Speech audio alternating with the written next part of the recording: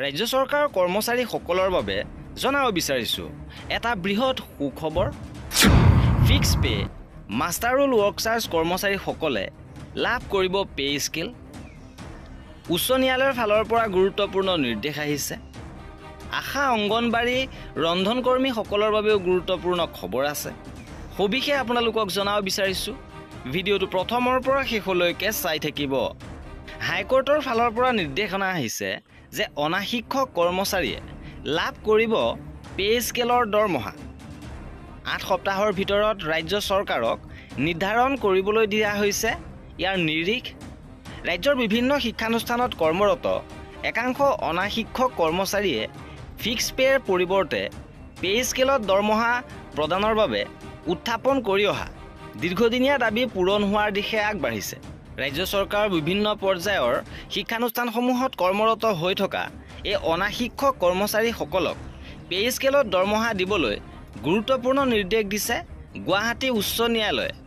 বিশেষকৈ নতুন প্ৰাদেশিকৰণ আইন, অসম শিক্ষা ভেঞ্চাৰ শৈক্ষিক প্ৰতিষ্ঠানৰ অনা শিক্ষক কৰ্মচাৰী সেৱা প্ৰাদেশিকৰণ আইন 2018ৰ অধীনত প্ৰাদেশিকৃত হোৱা অনা শিক্ষক কৰ্মচাৰীসকল এই নিৰ্দেশনাৰ জৰিয়তে লাভান্বিত হ'ব।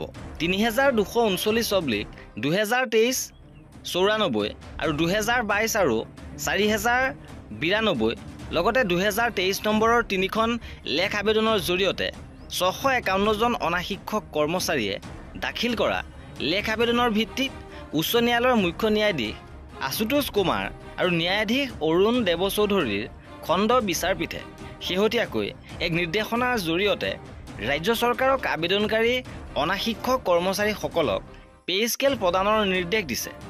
অৱশ্যে আবেদনকাৰী অনা শিক্ষক কৰ্মচাৰীসকলক চৰকাৰে কি ধৰণৰ পে স্কেল প্ৰদান কৰিব সেই সন্দৰ্ভত আদালতে কোনো নিৰ্দেশনা দিয়া নাই। ইয়াৰ বিপৰীতে আবেদনকাৰীসকলে শিক্ষা বিভাগৰ সংশ্লিষ্ট কৰ্তৃপক্ষৰ ওচৰত গোচৰকেইটাৰ আদেশৰ প্ৰতিলিপি জমা দিয়াৰ 8 সপ্তাহৰ ভিতৰত সংশ্লিষ্ট কৰ্মচাৰীসকলক দিবলগীয়া পে স্কেল চৰকাৰে নিৰ্ধাৰণ কৰিব লাগিব।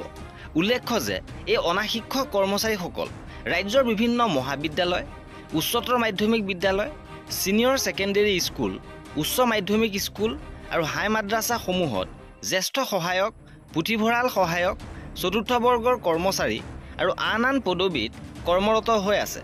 ইপিনে ৰাজ্যৰ আশা অংগনবাড়ী আৰু মধ্যাহ্ন ভোজনৰ কৰ্মীসকলৰ বাবে আন এটা গুৰুত্বপূৰ্ণ খবৰ আহিছে। শেহতীয়াভাৱে বিক্ষোভ কাৰ্যসূচী ৰূপায়ণ কৰা হৈছে।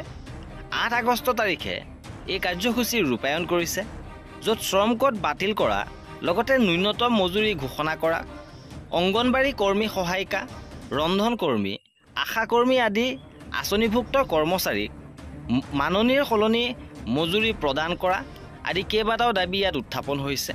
আৰু CTUৰ বেনাৰত এইসকলে প্ৰতিবাদী কাৰ্যসূচী ৰূপায়ণ কৰিছে, য'ত আশা অংগনবাড়ী আৰু মধ্যাহ্ন ভোজনৰ কৰ্মীসকলে সহযোগিতা কৰিছে। আৰু এই আছিলে দৰমহা সম্পৰ্কত আজিৰ গুৰুত্বপূৰ্ণ আপডেট। আৰু এনেধৰণৰ খা খবৰৰ বাবে আমাৰ চেনেলটো ছাবস্ক্ৰাইব কৰি ৰাখিব।